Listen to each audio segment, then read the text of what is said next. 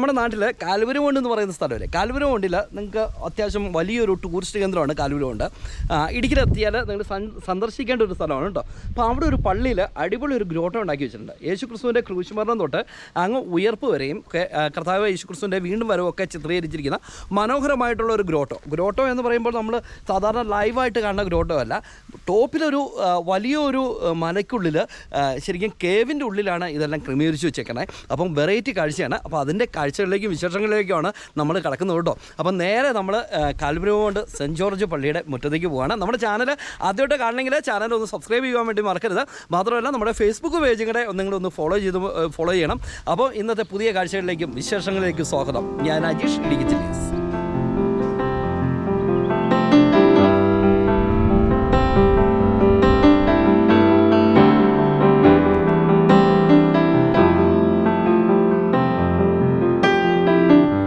നമ്മൾ എത്തി നിൽക്കുന്ന ഈ സ്ഥലം എന്ന് പറയുന്നത് ഇടുക്കി കട്ടപ്പന റൂട്ടിലുള്ള കാൽവരിമൗണ്ടാണ്.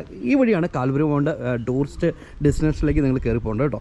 അപ്പം ഈ കാണുന്ന NH 185 ഈ വഴി കൂടെ നിങ്ങൾക്ക് ഏകദേശം ഒരു 500 മീറ്ററൊക്കെ അടുത്ത് പോയി കഴിഞ്ഞാൽ നിങ്ങൾക്ക് ഈ ഗ്രോട്ട കാണാൻ പറ്റും. അത് ഈ വഴി ഇങ്ങനെ പോകുന്നത് നമ്മുടെ കട്ടപ്പനയ്ക്കുമാണ് കേട്ടോ. അപ്പോൾ ഇവിടെ ധാരാളം സ്ഥാപനങ്ങളും കാര്യങ്ങളൊക്കെ ഉണ്ട്. അപ്പോൾ എന്താണെങ്കിലും നമുക്ക് അങ്ങോട്ട് യാത്ര തുടങ്ങാം അല്ലേ.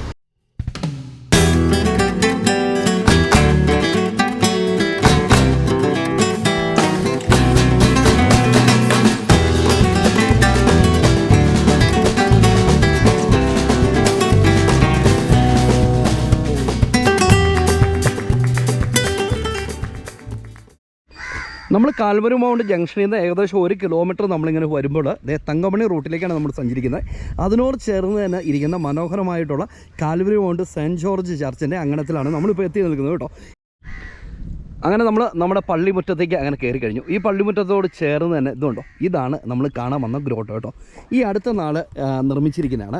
ഏകദേശം 460 ദിവസം കൊണ്ട് ഒരാൾ തന്നെ നിർമ്മിച്ചിരിക്കുന്നതാണ് ഈ ഗ്രോട്ടോ. അതാണ് ഇതിൻ്റെ ഏറ്റവും വലിയ പ്രത്യേകത കേട്ടോ. ഉപ്പുതോടുകാരനായിരിക്കുന്ന ജിനു, അദ്ദേഹമാണ് ഇത് നിർമ്മിച്ചിരിക്കുന്നത്. ഇതിൻ്റെ ഫൈനൽ മെയിൻ്റനൻസ് പണികൾക്ക് മാത്രമാണ് കുറച്ച് ആളുകൾ കൂട്ടിയെന്നാണ് എന്നോട് ഇവിടെ വന്നു കഴിഞ്ഞപ്പോൾ ഇവിടെ നിന്ന് എനിക്കറിയാൻ വേണ്ടി സാധിച്ചത്. ഉള്ളുണ്ടല്ലോ, ഈ ഗ്രോട്ടോയുടെ ഉള്ളു മുഴുവൻ കർത്താവ് യേശു ക്രിസ്തുവിൻ്റെ സഹനത്തിൻ്റെ വഴികൾ ഇവിടെ ചിത്രീകരിച്ച് വെച്ചിരിക്കുകയാണ്. അതാണ് ഇതിൻ്റെ ഏറ്റവും വലിയ പ്രത്യേകത കേട്ടോ. നമ്മൾ കാണുമ്പോൾ ഒരു മലയായിട്ടല്ലേ, ഒരു കാൽവരി മലയൊക്കെ ആയിട്ട് നിങ്ങൾക്ക് ഫീൽ ചെയ്യാം. അതിൻ്റെ ഏറ്റവും ടോപ്പിൽ ഒരു ക്രൂശൊക്കെ ഉണ്ട്. അപ്പോൾ ഇവിടെ നമ്മൾ നോക്കുമ്പോൾ ഇതിൻ്റെ ഉള്ളിലേക്ക് നമുക്ക് കയറി പോകുന്ന ഒരു കവാടമൊക്കെ ഉണ്ട്. ഇതിന് അപ്പോൾ ഇവിടെ നമുക്ക് കുറച്ച് കാര്യങ്ങളൊക്കെ ഇങ്ങനെ എഴുതി വെച്ചിട്ടുണ്ട് കേട്ടോ. അപ്പോൾ എന്താണെങ്കിലും ഇപ്പം നമ്മൾ ഇതിൻ്റെ ഉള്ളിൽ കയറുന്നില്ല. അതിനു മുമ്പ് നമ്മളിതൊക്കെ ഏറ്റവും ഇതിൻ്റെ ടോപ്പിലൊന്ന് കയറണം. ടോപ്പിൽ കയറിയിട്ട് അവിടെ നിന്ന് നമുക്ക് പോയതിന് ശേഷം നമുക്ക് ഈ ഗ്രോട്ടയുടെ ഉള്ളിൽ നമുക്ക് കയറി കാഴ്ചകൾ കാണാം കേട്ടോ.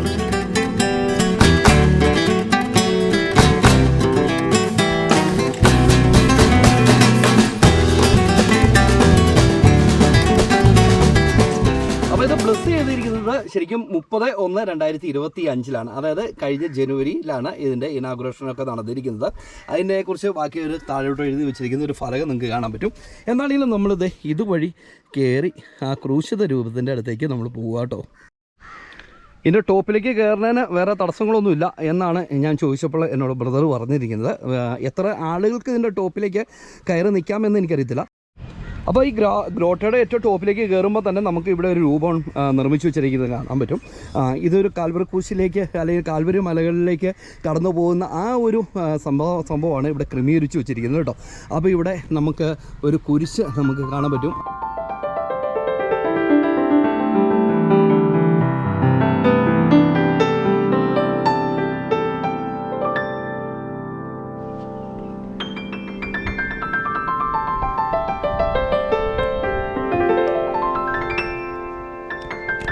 ഈ ഒരു കുരിശിൻ്റെ പ്രത്യേകത കണ്ടോ, 3 ആണികൾ, അതായത് കയ്യിലും കാലയിലും അടിച്ചിരിക്കുന്ന ആണികൾ, കാൽപാദത്തിൽ അടിച്ചിരിക്കുന്ന ആണികളുടെ പാടുകൾ അതേപോലെ തന്നെ ഇവിടെ ഈ ക്രൂശിൽ രേഖപ്പെടുത്തിയിട്ടുണ്ട്. നമുക്കറിയാം, ബൈബിൾ വായിക്കുമ്പോൾ കർത്താവ് യേശു ക്രിസ്തു മാനവരക്ഷയുടെ പാപത്തിന് പരിഹാരമായിട്ട് 3 ആണികളാൽ കാൽവരിയുടെ മാമലകളിൽ മരിച്ച് അടക്കപ്പെട്ടു എന്നാണ് നമുക്ക് കാണുന്നത്. അപ്പോൾ കർത്താവിൻ്റെ ആ ക്രൂശിത രൂപം ഇതുണ്ടോ, മാതാവ് ഇറക്കി മടിയിൽ വെച്ചു. ഇത് ബൈബിളിൽ രേഖപ്പെടുത്തിയിട്ടുള്ളതാണ്.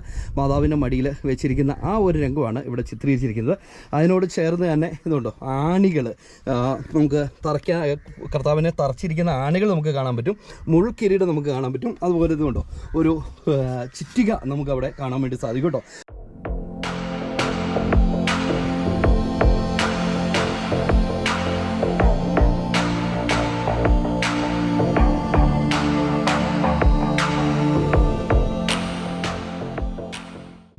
കാൽവരി ക്രൂശിലേക്ക് തൻ്റെ പീഡാനുഭവങ്ങളിലൂടെ കടന്നു പോകുന്നതിന് മുമ്പ് ഗത്സമന തോട്ടത്തിലിരുന്ന് പ്രാർത്ഥിക്കുന്ന ഒരു ചിത്രീകരണമാണ് ഇവിടെ നിർമ്മിച്ചാക്കിയിരിക്കുന്നത്. നമുക്കറിയാം, പിതാവെ കഴിയുമെങ്കിൽ ഈ പാനപാത്രം എങ്കിൽ നിന്ന് നീക്കി തരണമെന്ന് പറഞ്ഞുകൊണ്ട് പിതാവിനോട് പ്രാർത്ഥിക്കുന്ന ഒരു രംഗമാണ്. അപ്പോൾ അവിടുന്ന് നമ്മളിങ്ങനെ തിരിഞ്ഞു കഴിഞ്ഞാൽ അടിപൊളിയായിട്ട് നമുക്ക് ഈ ഗ്രോട്ടോയുടെ ഉള്ളിലേക്ക് നമുക്ക് പ്രവേശിക്കാൻ പറ്റും. ഈ ഗ്രോട്ടോയുടെ രണ്ട് സൈഡും ഇതുപോലെ പച്ച പുല്ല് ഒക്കെ ഇട്ട് ഗംഭീരമായിട്ടുള്ള ഒരു ചിത്രീകരണമാണ് ഇവിടെ നടത്തിയിരിക്കുന്നത് കേട്ടോ. അപ്പോൾ ഇതിന് രണ്ട് വാതിലുണ്ട്. ഈ വാതിൽ നമുക്ക് പ്രവേശിക്കാൻ പറ്റുന്ന വാതിലല്ല, ഇതാണ് നമുക്ക് പ്രവേശിക്കാൻ പറ്റുന്ന വാതിൽ. അപ്പം നല്ല വെയിലതായതുകൊണ്ട് ഞാൻ കുറച്ച് നേരത്തെ പള്ളിയുടെ മുറ്റത്തേക്ക് പള്ളിയുടെ അങ്കണത്തിൽ കയറി കൊണ്ടിരുന്നു. ഭയങ്കര ചൂടാട്ടോ. അപ്പോൾ എന്താണെങ്കിലും നമ്മളിനി ഗ്രോട്ട കാണാൻ വേണ്ടി പോവുകയാണ് കേട്ടോ. ഗ്രോട്ട കാണുമ്പോൾ അതിന് മുമ്പ് അതിൻ്റെ ഉള്ളിൽ പ്രവേശിക്കുന്ന മുമ്പ് നമ്മുടെ ചെരുപ്പുകളൊക്കെ അഴിച്ചു വിടണം, അവിടെ രേഖപ്പെടുത്തിയിട്ടുണ്ട്. പിന്നെ ഇതിൻ്റെ അകത്ത് എന്തെല്ലാമാണ് ചിത്രീകരിച്ച് വെച്ചിരിക്കുന്നത് എന്നതിനെക്കുറിച്ച് വളരെ വ്യക്തമായിട്ടുള്ള ഫലകം ഇവിടെ രേഖപ്പെടുത്തി വെച്ചിട്ടുണ്ട് കേട്ടോ.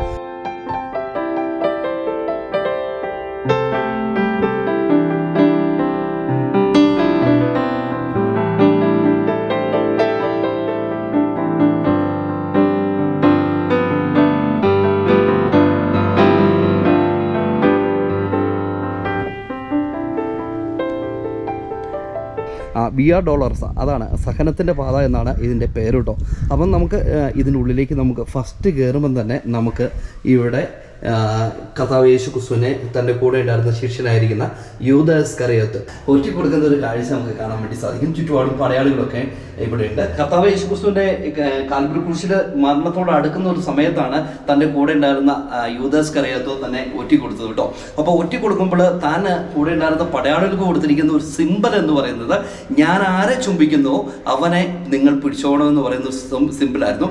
ആ സിമ്പലും പ്രകാരമാണ് ഇവിടെ യേശു ക്രിസ്തുവിനെ യൂദാ ഇസ്കറിയോത്ത് ഒറ്റി കൊടുക്കുന്ന ഒരു രംഗം നമുക്ക് കാണുന്നത് കേട്ടോ. ശരിക്കും പറഞ്ഞു കഴിഞ്ഞാൽ കർത്താവിൻ്റെ കൂടെ നടന്ന 12 ശിഷ്യന്മാരിൽ ഒരാളായിരിക്കുന്ന ആൾ തന്നെയാണ് കർത്താവിൻ്റെ ക്രൂശ് മരണത്തിൻ്റെ ഏൽപ്പിച്ചിരിക്കുന്നത്. അപ്പോൾ അതിൻ്റെ ഒരു ശില്പമാണ് ഫസ്റ്റ് നമ്മൾ കയറുമ്പോൾ നമുക്ക് കാണാൻ വേണ്ടി സാധിക്കുന്നത്. ഭൂമിയിലേക്കുള്ള ജനനവും പിന്നീടുള്ള തൻ്റെ മരണവും 3-ാം നാൾ ഉയർത്തെഴുന്നേറ്റതും ഒക്കെ ശരിക്കും പറഞ്ഞാൽ ഒരു ചരിത്ര സത്യം തന്നെയാണ് അല്ലേ. കാരണം ലോകത്തിലുള്ള സകല ആളുകളും ഒരേപോലെ അംഗീകരിക്കുന്ന ഒന്നാണ്, ബൈബിളിലെല്ലാം രേഖപ്പെടുത്തിയിരിക്കുന്ന ഒന്നാണ്. മാത്രമല്ല നമ്മുടെ കാലഘട്ടത്തെ തന്നെ രണ്ടായിട്ട് ഉപയോഗിച്ചിരിക്കുകയാണ് കർത്താവ് യേശു ക്രിസ്തുവിൻ്റെ മരണത്താൽ അല്ലേ. അപ്പം ബൈബിളിൽ പറയുന്ന ഒരു കാര്യമുണ്ട്, യേശു ക്രിസ്തു ഈ ലോകത്തിലേക്ക് വന്നത് എന്തിനാണെന്നുള്ള കാര്യത്തെക്കുറിച്ച് ബൈബിൾ രേഖപ്പെടുത്തിയിട്ടുണ്ട്. അതിൻ്റെ ഒരു ഏകദേശം ഒരു കാഴ്ച നമുക്കത് ഈ ഗ്രോട്ടോയ്ക്ക് ഉള്ളിലേക്ക് കയറി കഴിഞ്ഞാൽ നമുക്ക് കാണുവാൻ വേണ്ടി സാധിക്കുന്നുണ്ട്. ഇവിടെ നിന്ന് അടുത്തൊരു സ്ഥലത്തേക്ക് നമ്മൾ പോയി കഴിഞ്ഞാൽ നമുക്ക് പീലാത്തോസിൻ്റെ ഒരു വിചാരണ രംഗം നമുക്കിവിടെ കാണാൻ വേണ്ടി സാധിക്കുന്നുണ്ട്. അവിടെ ബൈബിളിൽ രേഖപ്പെടുത്തിയിരിക്കുന്ന ഒരു സംഭവമുണ്ട്, കർത്താവിനെ ബന്ധിച്ചുകൊണ്ട് പീലാത്തോസിൻ്റെ അടുത്ത് എത്തി എന്നാണ് അവിടെ രേഖപ്പെടുത്തിയിരിക്കുന്നത്. അതിനോട് ചേർന്ന് തന്നെ എന്തുണ്ടോ, പീലാത്തോസ് ഒരു പാത്രത്തിൽ കൈ കഴുകുന്ന ഒരു രംഗം അവിടെ ചിത്രീകരിച്ച് വെച്ചിട്ടുണ്ട് അല്ലേ. ഈ പീലാത്തോസ് സത്യത്തിൽ യേശു ക്രിസ്തുവിനെ ഈ ക്രൂശിക മരണത്തിൽ നിന്ന് രക്ഷിക്കുവാൻ വേണ്ടി പലവട്ടം ശ്രമിക്കുകയും അന്നുണ്ടായിരുന്ന പടയാളികളോടും അതുപോലെ മഹാപുരോഹിതന്മാരോടൊക്കെ സംസാരിക്കുകയൊക്കെ ചെയ്തതാണ്. അതിന് പകരം ബറാബാസിനെ വിട്ടു നൽകിക്കൊണ്ട് യേശു ക്രിസ്തുവിനെ ക്രൂശിക്കുവാൻ വേണ്ടി ഏൽപ്പിക്കണം എന്നുള്ള കാര്യം അദ്ദേഹം മനസ്സിലാക്കി കഴിഞ്ഞപ്പോൾ ഈ നീതിമാന്റെ രക്തത്തിൽ എനിക്ക് പങ്കില്ല എന്ന് പറഞ്ഞുകൊണ്ട് അദ്ദേഹം പാത്രത്തിൽ കൈ കഴുകുന്ന മനോഹരമായിട്ടുള്ള ഒരു രംഗവും കൂടിയാണ് ഇവിടെ ചിത്രകാരൻ ആവിഷ്കരിച്ചു വെച്ചിരിക്കുന്നത്. മൂന്നാമത് നമ്മൾ കടന്നു പോകുമ്പോൾ ജെറുസലേം തെരുവീതികളിൽ കൂടി പടയാളികൾ കർത്താവിനെ ചാട്ടവാർ അടിച്ച് യാത്രയാക്കുന്ന ഒരു രംഗമാണ് നമുക്ക് കാണാൻ വേണ്ടി സാധിക്കുന്നത്. വലിയ ഒരു മരക്കുരിശ് നമുക്ക് കാണാൻ വേണ്ടി സാധിക്കുന്നുണ്ട്. അതുകൊണ്ട് ചാട്ടവാർ ഇവിടെ ചിത്രീകരിച്ചു വെച്ചിട്ടുണ്ട്. വലിയ പടയാളികളുടെ ഒരു രംഗം നമുക്ക് കാണാൻ വേണ്ടി സാധിക്കുന്നുണ്ട്. ജെറുസലേം തെരുവീതിയിലുള്ള കർത്താവിൻ്റെ പ്രിയപ്പെട്ട ആളുകളൊക്കെ കരഞ്ഞ് നുറവിളിക്കുന്ന ഒരു രംഗമുണ്ട്. മാതാവ് കണ്ട് വ്യസനിക്കുന്ന ഒരു രംഗം നമുക്ക് അവിടെ കാണാൻ വേണ്ടി സാധിക്കുന്നുണ്ട് കേട്ടോ. അപ്പോൾ എന്താണെങ്കിലും ഈ ചിത്രകാരൻ അടിപൊളിയായിട്ടാണ് ഇവിടെ ഇത് രേഖപ്പെടുത്തി വെച്ചിരിക്കുന്നത്. അതിനുശേഷം ഇവിടെ ഇങ്ങനെ ഒരു വഴി രേഖപ്പെടുത്തി, നിങ്ങൾ ശ്രദ്ധിച്ചിട്ടുണ്ടോ? ഈ വഴി ഇങ്ങനെ പോയി ഇതുണ്ടോ, ഇതിലൂടെ കയറിയിട്ട് പിന്നെ പോകുന്നത് വെച്ചാൽ ഇവിടെയാണ്. ഇവിടെ താൻ യെരുശലേം തെരുവേദിയിൽ കൂടി ചുമന്നുകൊണ്ട് വന്നിരിക്കുന്ന വലിയ മരക്കുരിശയിൽ കർത്താവിനെ കിടത്തിയിട്ട് തൻ്റെ കൈകളിലും കാലുകളിലും വലിയ ഇരുമ്പ് അടിച്ചു കയറ്റുന്ന രംഗമാണ് അവിടെ രേഖപ്പെടുത്തിയിരിക്കുന്നത്. ശരിക്കും ഞാനിങ്ങനെ ആലോചിക്കുകയായിരുന്നു, ഇത്ര വലിയ ഇരുമ്പാണികളൊക്കെ ഈ കൈകളിലും കാലുകളിലും ഒക്കെ അടിച്ചു കയറ്റുമ്പോൾ ഉണ്ടാകുന്ന ഒരു വേദനയൊക്കെ എത്രമാത്രം വലുത് ഞാനിങ്ങനെ ചിന്തിക്കുകയായിരുന്നു. ഒരിക്കലും പാഷൻ ഓഫ് ദ ക്രൈസ്റ്റ് എന്ന് പറയുന്ന ചിത്രം കണ്ടു കഴിഞ്ഞപ്പോൾ ആ ചിത്രത്തിൻ്റെ അകത്ത് വളരെ വ്യക്തമായിട്ട് അത് രേഖപ്പെടുത്തിയിട്ടുണ്ട്. മാത്രമല്ല കർത്താവിനെ ക്രൂശ് കഴിഞ്ഞപ്പോൾ ഈ 3 ഇരുമ്പാണികളാലാണ് തന്റെ ശരീരം ഇങ്ങനെ തൂങ്ങപ്പെട്ടവനായിട്ട് കിടക്കുന്നത്.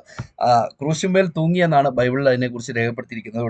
യേശുക്രിസ്തുവിന്റെ ചരിത്രത്തെക്കുറിച്ച് നമ്മളൊന്ന് പരിശോധിച്ച് കഴിഞ്ഞാൽ ബൈബിൾ രേഖപ്പെടുത്തിയിരിക്കുന്നത് തന്റെ നല്ല യൗവന കാലഘട്ടത്തിൽ ഏകദേശം 33.5 വർഷക്കാലം മാത്രമാണ് ഈ ഭൂമിയിൽ ജീവിച്ചിരുന്നത്. അതും പച്ചയായിട്ടുള്ള മനുഷ്യനായിട്ടാണ് ജീവിച്ചിരുന്നത്. ഒരു മനുഷ്യരെ കണ്ട എല്ലാ പീഡാനുഭവത്തോടു കൂടിയാണ് കാൽവറി ക്രൂശിലേക്ക് നടന്നുപോയെന്നാണ് ബൈബിൾ രേഖപ്പെടുത്തിയിരിക്കുന്നത് കേട്ടോ. അവിടെ നിന്ന് കർത്താവിന്റെ ശരീരം ഏറ്റെടുത്തത് അന്നത്തെ കാലത്തെ ധനവാനായിരിക്കുന്ന അരിമത്യക്കാരനായിരിക്കുന്ന ജോസഫായിരുന്നു. ജോസഫ് കല്ലറയിൽ അടക്കിയതിന് ശേഷം 3-ാം നാള് കർത്താവ് അങ്ങനെ ഉയർത്തെഴുന്നേറ്റു കേട്ടോ.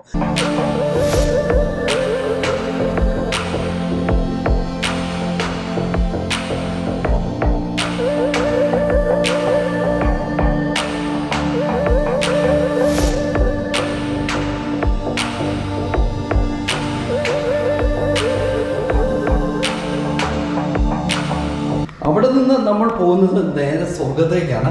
സ്വർഗത്തിന്റെ ഒരു എന്താ പറയുക, ഒരു രൂപം. നമുക്ക് സ്വർഗമൊന്നും ആരും കണ്ടിട്ടില്ല, എങ്കിലും ഏകദേശമല്ല മനുഷ്യന്റെ മനസ്സിലുള്ള പോലത്തെ ഒരു രൂപം അല്ലെങ്കിൽ ഒരു ചിത്രീകരണം ഇവിടെ സാധിച്ചിട്ടുണ്ട്.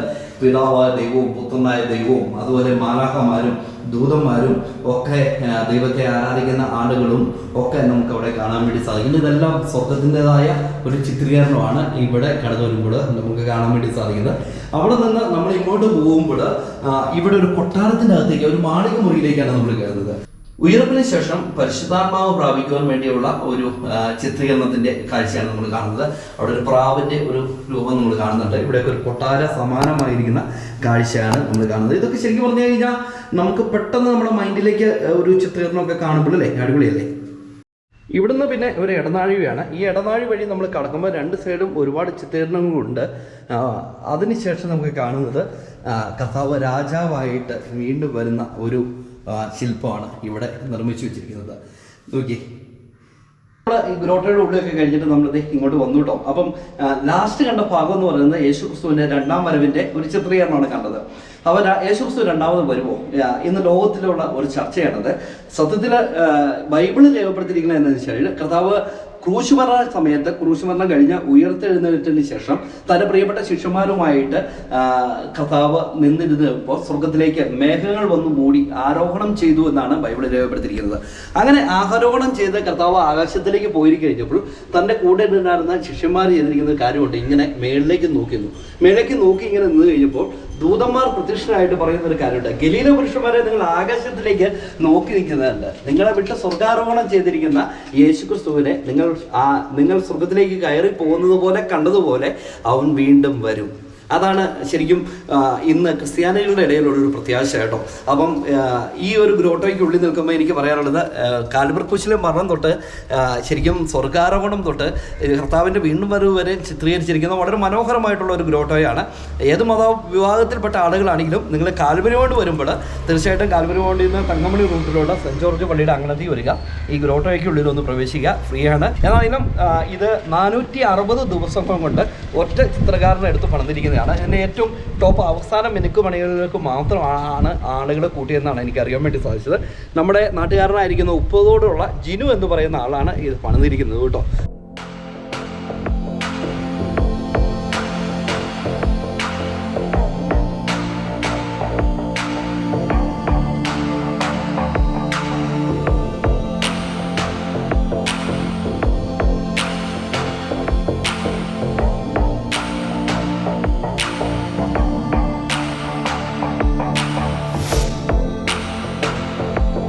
അടിപൊളിയല്ലായിരുന്നോ? എല്ലാവർക്കും ഇഷ്ടപ്പെട്ടില്ലേ?